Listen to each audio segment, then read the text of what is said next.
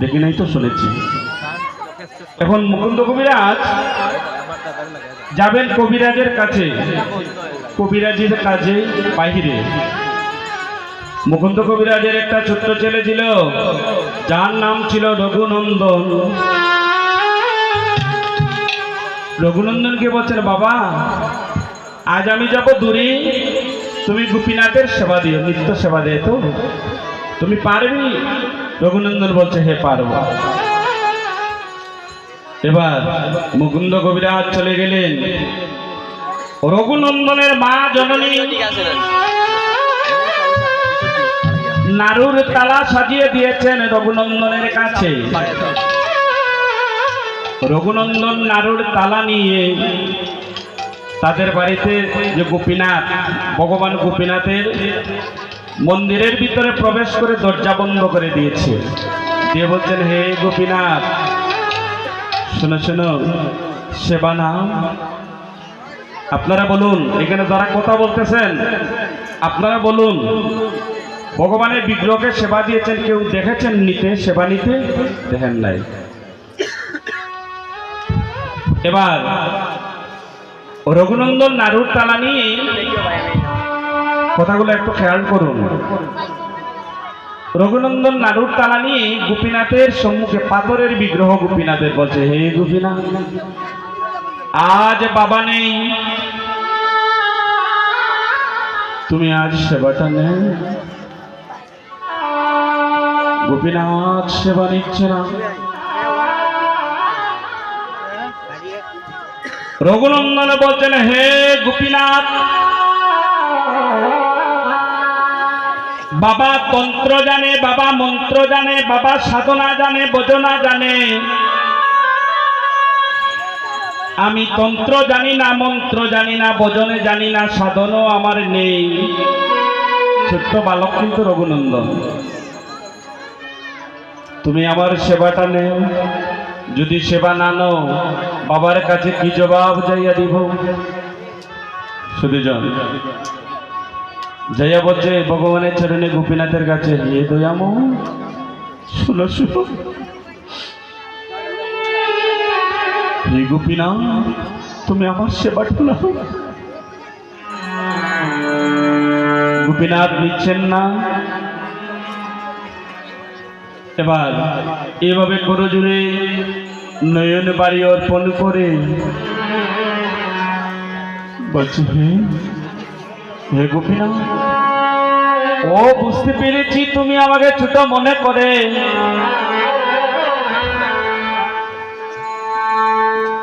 আমার সেবাটা তুমি নিচ্ছ না।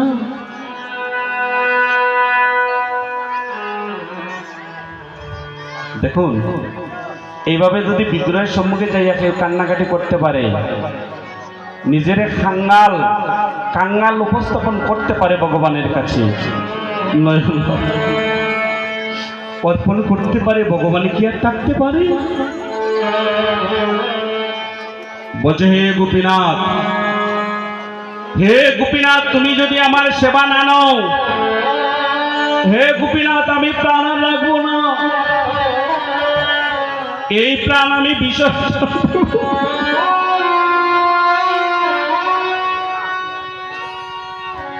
এই যে যিনি রঘুনন্দন হয়েছেন, গোপীনাথ সেবা নেই, অজরে কাঁদছে। বাচ্চা ছেলে যেভাবে কাঁদে,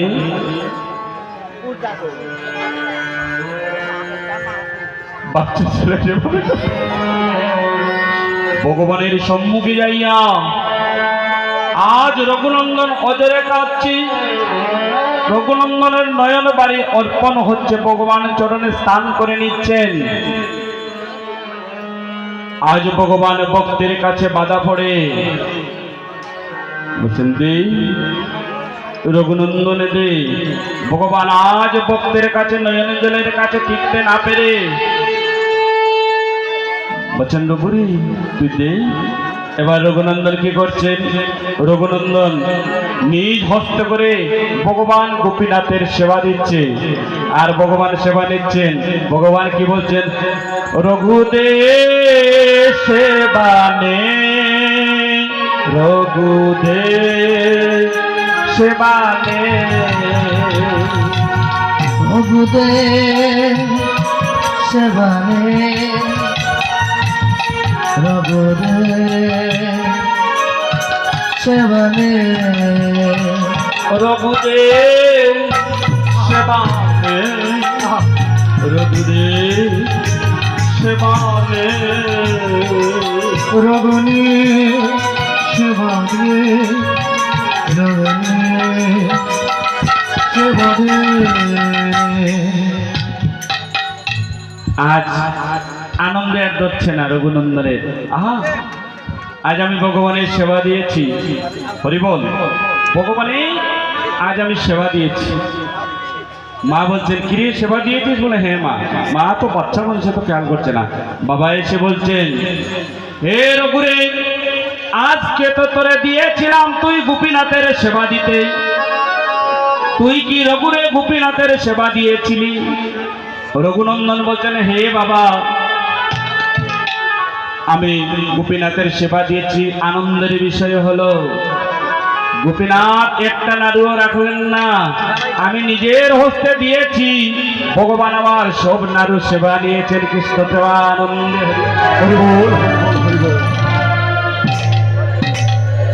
অনুরাগটা দেখুন। এজন্য ভোজন হইতে গেলে বাচ্চা সাজতে হবে, নয়নমারি বাচ্চা মানুষের মতো কাটতে হবে। গোল হরিবল, তাহলে ওই চরণ কৃপা হয়। এখন রঘুনন্দনের পিতা বলছেন, আমারে দেখাইতে পারবি? দেখাতে পারবি সেবা দিয়েছিস? এটা তো বিশ্বাস করার কথা নয়। রঘুনন্দন বলছে, দেখাতে পারবো বাবা। বলে চলো। মা সাজিয়ে দিয়েছেন নাড়ুর তালা।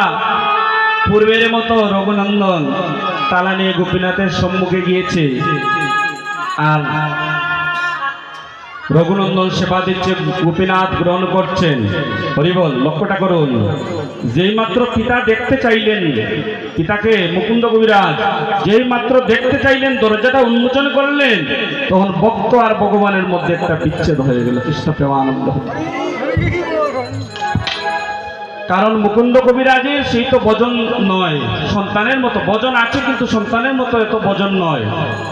আর ভক্ত আর ভগবানের মধ্যে যে মিলনটা বিচ্ছেদ হয়ে গেল। মুকুন্দ কবিরাজ বুঝতে পারলেন, যেই মাত্র বুঝতে পারলেন ভজনের কথা, অমনি করে আজ মুকুন্দ কবিরাজ আজ রঘুনন্দনের চরণে প্রেমাবিষ্ট হয়ে পড়ে গেলেন। আর প্রেমাবিষ্ট হয়ে পড়ে বললেন, হে রঘুরে, রঘু, আমি তোর পিতা তাই না, কিন্তু রঘুরে, আবার যদি ভগবান আমাকে জগতে পাঠায়, তাইলে রঘুরে। পিতা মুকুন্দ কবিরাজ রঘুনন্দনের চরণে প্রেমাবিষ্ট হয়ে পড়ে বললেন, রঘুরে, তোর মতো ভক্তের সঙ্গ যেন আমি করিতে পারি রে। ওরে তোর মতো ভক্ত সঙ্গ আমি করিতে পারি রে। ও রঘুরে, তোর মতো ভক্তের সঙ্গ যেন আমি করিতে পারি রে। রঘু, তোর মতো ভক্ত সঙ্গ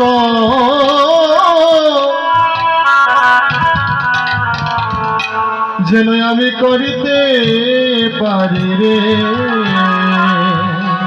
রঘুরে, জনমে নয়, আমি জনমে জনমে তোর মতো ভক্তের সঙ্গ যেন আমি করিতে পারি। ওরে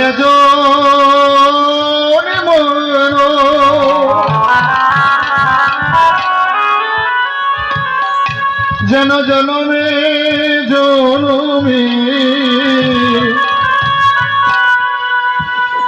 তোর মতো ভক্ত সঙ্গ যেন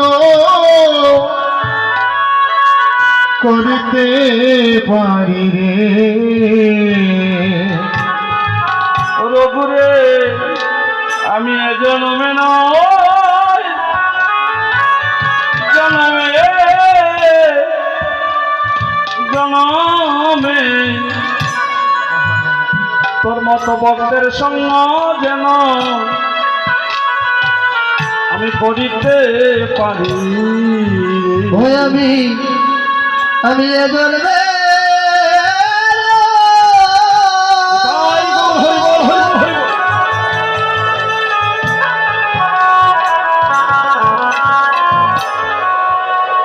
আমি জনমে জনমে তোর মুক্ত মুক্ত সঙ্গ যেন আমি করিতে পারি। ও রঘুরে আমার অন্য বাসনা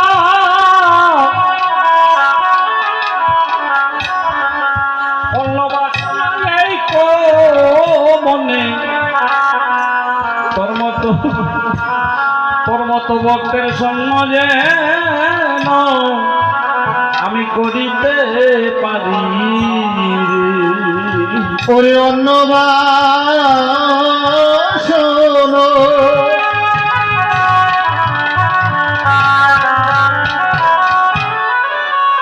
আমার নেই মনে, তোর মতো ভক্ত সঙ্গ যেন আমি করিতে পারি। রঘুরে যে খুলে যেন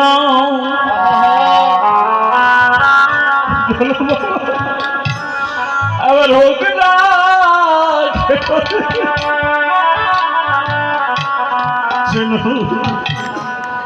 তোর মতো ভক্তের সঙ্গ যেন করিতে পারি। ওরে যে খুলে দাও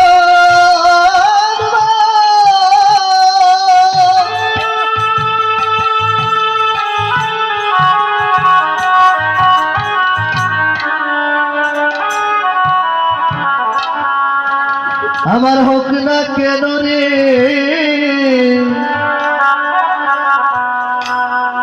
তোর মতো ভক্তের সঙ্গ যেন করিতে পারি।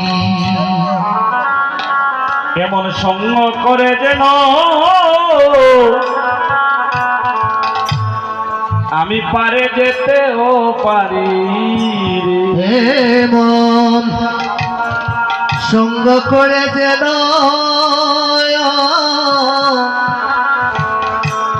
পারে যেতে পারি। যেদিন আমার ববলীলা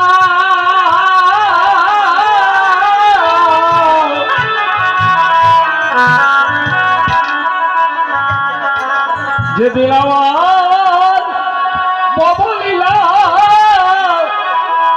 সঙ্গ হবে সেদিন যেন আমি যেতে পারি।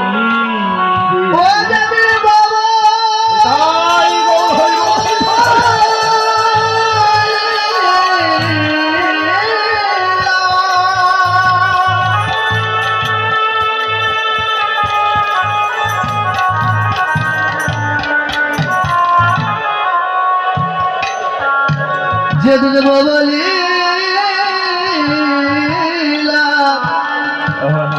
আমার সঙ্গ হবে সেদিন যেন যেতে পারি। এ গৌরে তোমার চরণের সঙ্গ আমি পাইবা না পাই এমন ভক্ত সঙ্গ করে যেন আমি যেতে পারি। তোমার চরণ আমি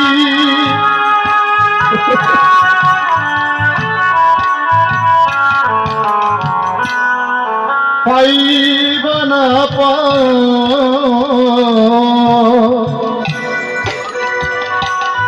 এমন সঙ্গ করে যেন পরে যেতে পারে। হে বৈষ্ণবগণ, এই আশীর্বাদ করো মোরে, আমি যেন নামের সঙ্গে যেতে পারি। ওরে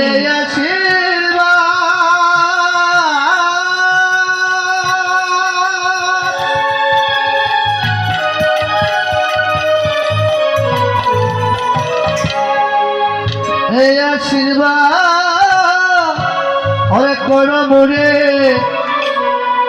আমি নামের সনে যেন যেতে পারি। বৈষ্ণবগণ, এই আশীর্বাদ করো মোরে, নামের সঙ্গে যেন যেতে পারি।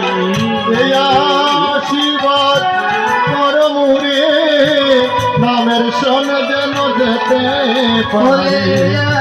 আশীর্বাদ করো মোরে যেন নামের সনে যেন নামের সনে যেতে যেন নামের সনে যেন নামের সনে যেতে যেন নামের সনে যেতে আশীর্বাদ করো মোরে যেন নামের সনে যেতে পারে।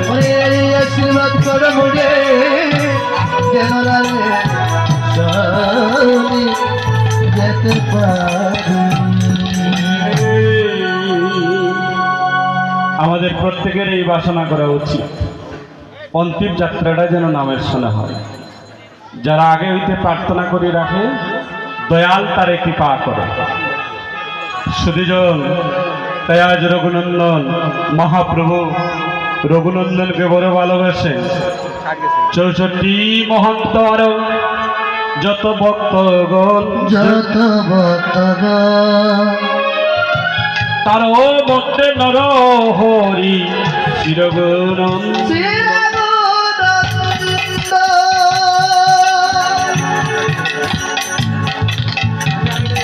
সুধীজন, রঘুনন্দনকে মহাপ্রভু বড় ভালোবাসতেন। এবার মহাপ্রভু কি করলেন? সুধীজন, রঘুনন্দনকে বললেন, তুমি আমার বড় ভক্ত।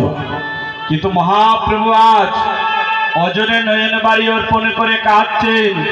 মহাপ্রভুর মনে পড়ে গেল আর একটু পরে যে চাঁদের বাজারটা ভেঙে যাবে। এই যে আপনারা, এটা কত নম্বর কীর্তন চলছে? প্রথম বছর 7 নং। একটা বছর আসতে আপনাদের মনের মধ্যে অনেক বাসনা থাকে। আমরা মহাপ্রভুকে আনবো, আমরা মহন্তগণকে আনবো, আমরা ভক্তগণকে আনবো। 1 বছর বাসনা থাকে। এই 1 বছরের ভিতরে কত ভক্ত মরে যায়, এই জগৎ থেকে চলে যায়, তাই না বাবা? হ্যাঁ, দেখেছেন। আগামী বছর আসতে কে থাকবো কে থাকবো না একমাত্র জানে। কিন্তু আমার আপনাদের মনের মধ্যে অভিলাষ আছে, আগামী বছরে কীর্তন হবে, মহাপ্রভু আসবেন, ভক্ত বৈষ্ণব আসবে, কত আনন্দে চাঁদের বাজার একটা বসেছি। হরিবল, এই যে আনন্দ নিয়ে বেঁচে থাকেন 1 বছর, একটু পরে চাঁদের বাজার